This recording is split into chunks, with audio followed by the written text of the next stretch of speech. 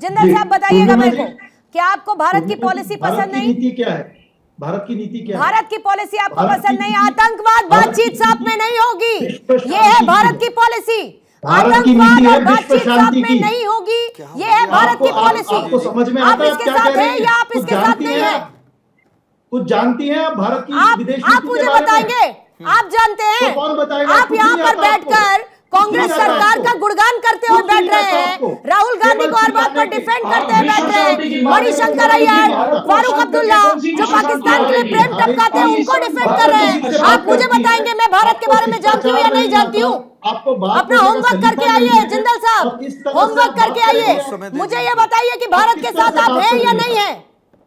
नहीं, आप किस तरह से बात कर रहे हैं? अरे आप भारत के साथ हैं या आप नहीं है, ये बताइए मुझे। आप किस तरह से बात कर रहे हैं? आप देश के साथ नहीं है, आप मुझसे क्या पूछेंगे सर कि मैं आपसे कैसे बात कर रही हूँ? आप मुझसे कैसे पूछेंगे मैं आपसे कैसे बात कर रही हूँ? आपने पिछले 15 मिनट इस बात पर जाया कर दिए कि मैंने सवाल नहीं सुना। आपने सवाल नहीं सुना, क्यों आपको ये नहीं बताया गया कि आज आप किस मुद्दे पर चर्चा करने के लिए पार्टी को रिप्रेजेंट कर रहे हैं? नहीं बताया गया आपको?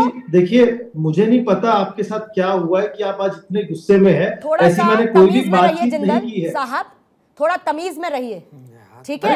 और अपनी ये मुस्कुराहट ले जाकर कहीं और दिखाइए और तमीज में रहिए, तमीज में रहिए, तमीज में रहिए और नीचे टिप्पणी करने से बचिए। मुझे नहीं पता कि आज आपके साथ क्या हुआ है, कौन सी गोली आज आप खाकर आए हैं जो आप सिर्फ मुझे अपनी बत्तीसी दिखा रहे हैं सर। मुझे नहीं पता आपके साथ क्या हुआ है, मुझे भी नहीं पता सर।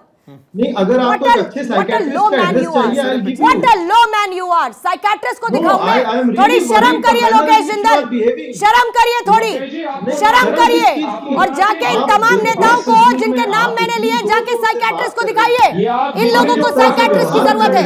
रॉबिन जी जल्दी से अपनी बात पूरी कीजिएगा। इनका माइक डाउन करेंगे, इनका माइक डाउन करेंगे। जब बोलने की तमीज सीखेंगे उसके बाद इनकी आवाज आनी चाहिए। इनकी आवाज तब आनी चाहिए जब इनमें एंकर से बात करने की तमीज हो। बोलिएगा साहब, अपनी बात पूरी करेंगे। रॉबिन शर्मा जी, मैं ये कह रहा हूं कि 1971 का महिमा मंडन कांग्रेस करती है। हम लोग भी मानते हैं 1971 में भारत की सेना ने बहुत ही पराक्रम के साथ पाकिस्तान को पराजित किया। फिर ये बात करते हैं कि हमारी वर्ल्ड डिप्लोमेसी की वहां पर इंदिरा गांधी जी के समय पे 90,000 सशस्त्र पाक सैनिकों को आपने रिहा कर दिया और जो प्रिजनर ऑफ वॉर इंडिया के जो पाकिस्तान के पास थे उनको आज तक आप वापस नहीं ला पाए। ये कैसी डिप्लोमेसी थी इंदिरा गवर्नमेंट की उस समय? हम लोग अच्छी तरह से पाक अधिकृत कश्मीर भी उस समय जीत लिए होते अगर इंदिरा गांधी जी की ने थोड़ी सी दूरदर्शी दिखाई होती। लेकिन हमारे जो प्रिजनर ऑफ वॉर थे उनको भी वापस नहीं लेके पाई उस समय की सरकार। और राहुल गांधी कहते हैं कि मैंने मोहब्बत की दुकान खोली है। मोहब्बत की दुकान खोलने वाले नेता, मैं उनसे अपील करूंगा कि एक बार तो पाकिस्तान से अपील कर दें कि आपकी जेल में जो बंद प्रिजनर ऑफ वॉर से हमारी 71 के समय के अगर वो है तो उनको छोड़ दें। एक बार भी इनकी आवाज नहीं निकलती। ठीक है सर, ठीक है। संजीव कौशिक जी, अब मुझे जरा ये बताइए कि बेसिक तमीज कांग्रेस को कौन सिखाएगा? बोलना क्या है? आपने कहा ना कि बोलने का तरीका होता है, आपको कोई बात कहनी है। यहां पर बैठकर कांग्रेस के प्रवक्ता मॉडरेटर को कहते हैं, एंकर को कहते हैं सवाल पूछने पर कि आपके साथ क्या हुआ है आज मुझे पता नहीं, आप जाकर साइकियाट्रिस्ट को दिखाइए। ये यहां एक नेशनल टेलीविजन तक सीमित है। जब ऐसे नेताओं के सामने माइक लग जाता है और उसके बाद उनकी जुबान से जो बातें निकलती हैं, जब एक महिला एंकर के साथ डिबेट के दौरान बात करने की इनमें तमीज नहीं है, तो देश के लिए क्या खाक ठीक की बात करेंगे? ये खाक शब्दावली अपनी सही रखेंगे? पूर्णिमा, मुझे लगता है कि हम लोग जब यहाँ बैठ के बात करते हैं तो केवल 4 लोगों और 5 लोगों की बात नहीं होती, ये पूरे हिंदुस्तान के लोग देखते हैं। और ऐसा मान के चलना चाहिए कि आप पूरे हिंदुस्तान के सामने बातचीत कर रहे हैं, तो भाषाई मर्यादा यदि आप खो देते हैं तो सब कुछ खो देते हैं। मुझे ऐसा लगता है। इस पर निश्चित तौर पर ध्यान देने की ज़रूरत है। और इस तरह की कोई बात यदि आप कर रहे हैं तो सामने वाले को केवल आहत करेंगे, अपना सबसे ज़्यादा हानि हम खुद अपना करेंगे। दूसरी बात, पूर्णिमा, हम बात कर रहे थे जिस मुद्दे के बारे में, उसी मुद्दे पे आते हैं जी। 2024 का इलेक्शन, क्या विपक्षी पार्टियां या जो देश में सरकार में बैठी हुई है 10 साल तक, क्या इन मुद्दों पे लड़ेगी? देश के प्रधानमंत्री इन मुद्दों पे लड़ेंगे? 2024 का इलेक्शन मतलब 10 सालों तक भारतीय जनता पार्टी सत्ता में रही है, तब तो इतनी लंबी फहरिस्त होनी चाहिए उसके पास उपलब्धियों की कि भागने की जरूरत ही ना हो। ये दाएं बाएं, कभी मंगलसूत्र, कभी आधा बेच देंगे, ले लेंगे, 2 घोड़े 3 घोड़े, कभी कुछ और, कभी पाकिस्तान। अरे मणिशंकर अय्यर क्या स्टेटमेंट की बात हो रही है? कौन है मणिशंकर अय्यर? एक नेता। क्या वो मैनिफेस्टो बनाने वाले कमेटी में कोई बहुत महत्वपूर्ण पद पे है क्या? कांग्रेस पार्टी में ऐसा कोई पद हो तो बता दीजिए कि उनके बात की क्या अहमियत है। कांग्रेस पार्टी पल्ला झाड़ रही है। कांग्रेस पार्टी कह रही है कि हमें कुछ लेना देना नहीं है, और बाकी लोग भारतीय जनता पार्टी के लोग पकड़ रहे हैं कि नहीं, इन्होंने ये बात बोल दी। अरे साहब, पाकिस्तान के मुद्दे पर हिंदुस्तान में चुनाव करना चाहते हैं क्या आप? छोड़िए, यदि किसी ने बोला अच्छा, तो मणिशंकर अय्यर कोई नहीं है, रेवंत रेड्डी कौन है? कौन है?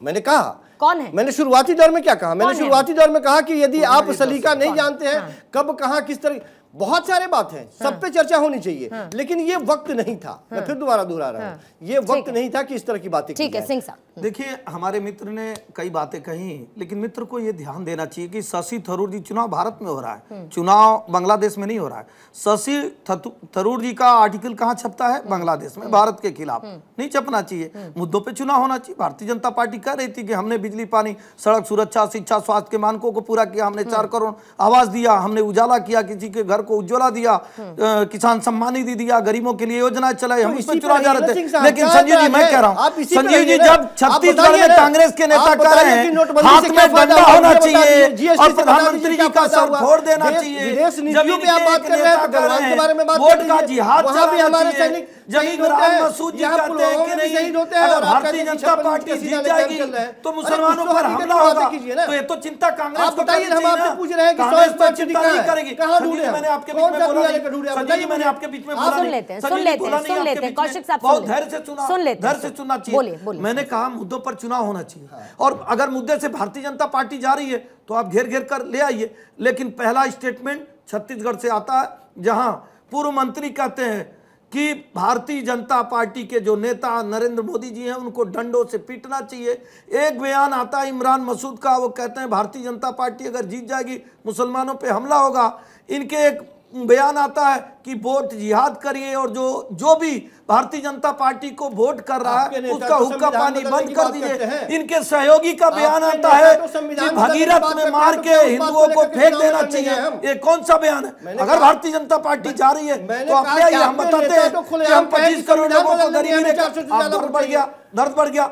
हमने कहा भगवान राम का भव्य मंदिर बना, 500 सालों का इंतजार समाप्त हुआ। छोटी घटना नहीं हुई, छोटी घटना नहीं हुई। 370 जैसी धारा समाप्त हुई, शांतिप्रिय तरीके से हर चीज छोड़ दें, हर चीज छोड़ दें, और भगीरथ में मार के आप फेंक दें। ये कौन कहता है कि भगीरथ में मार के फेंक देंगे? आप मुद्दों पे चुनाव तो लड़िए। हम बताएंगे कि 102 देशों को रक्षा निर्यात किया जा रहा है, 17 बड़े कॉरिडोर बॉर्डर पर बनाए जा रहे हैं, 30 करोड़ लोग गरीबी रेखा के बाहर आ रहे हैं। आज भारत की अर्थव्यवस्था बढ़ रही है, भारत में बुनियादी ढांचे का विकास हो रहा है। वो सुनने के लिए आप तैयार नहीं है, क्योंकि आप जो योजनाएं चलाते थे, भाई बहुत सारी इंदिरा गांधी जी योजना चलाई, पहले भर पेट 5 किलो अनाज गाली दे दी है। इसके पहले हो सकता है, पहले राजीव गांधी जी योजना चलाए, लेकिन सच्चाई यही है कि आपने 80 करोड़ गांव में चीनी क्यों दिया जाता था? राजीव गांधी जी के समय में गांव में चीनी क्यों दिया जाता था? रोजी रोटी देते, उसको कमाई करके अपने कम से कम पेट भर के सम्मानजनक तरीके से जीने की आदत डालते हैं। तकलीफ हो रहा है। हमारा विकास देखिए कितना सुंदर है। हमने जब भव्य राम का मंदिर बनाया तो वहां का विकास जानते कितना तकलीफ दे रहा है। पूर्णिमा कहां देख लिया हवाई जहाज पे चल रहा है, बताइए। जो होटल में जा रहा है उससे भी विकास हो रहा है, जो चंदन लगा रहा है उसका भी विकास हो रहा है, जो मिठाई बेच रहा है उसका भी विकास है, लेकिन वो विकास इनको ध्यान नहीं जा सकता। और कश्मीर के अपराधियों का विकास, पत्थरबाजियों का विकास इनको अच्छा लगे। हमने विकास की बात आप करते हैं, वो विकास की बात असल में धरती पर हुई नहीं है। बेसिकली वो ये कहना चाहते हैं किसानों की आय कोई दोगुनी नहीं हुई, आप सिर्फ बातें करते हैं। काशी में चले जाएं, आपने कहा 370 खत्म होने के बाद आतंकवाद की घटनाएं खत्म हो गई, नहीं हुई। अयोध्या में जाएंगे नहीं? अरे भैया कहाँ कहाँ हमारी जुबान बंद करेंगे? पहले भी गए थे, अयोध्या की और आगे भी जाएंगे। हम काशी की बात नहीं है भारतीय जनता पार्टी का कि अयोध्या में केवल आप ही जाएंगे। हम केवल उसकी बात पहले भी गए थे कि ये 70% हो गए हैं, वोट जिहाद करेंगे और हमको मार के भगीरथ में फेंक देंगे, तो ऐसा तो होने वाला नहीं।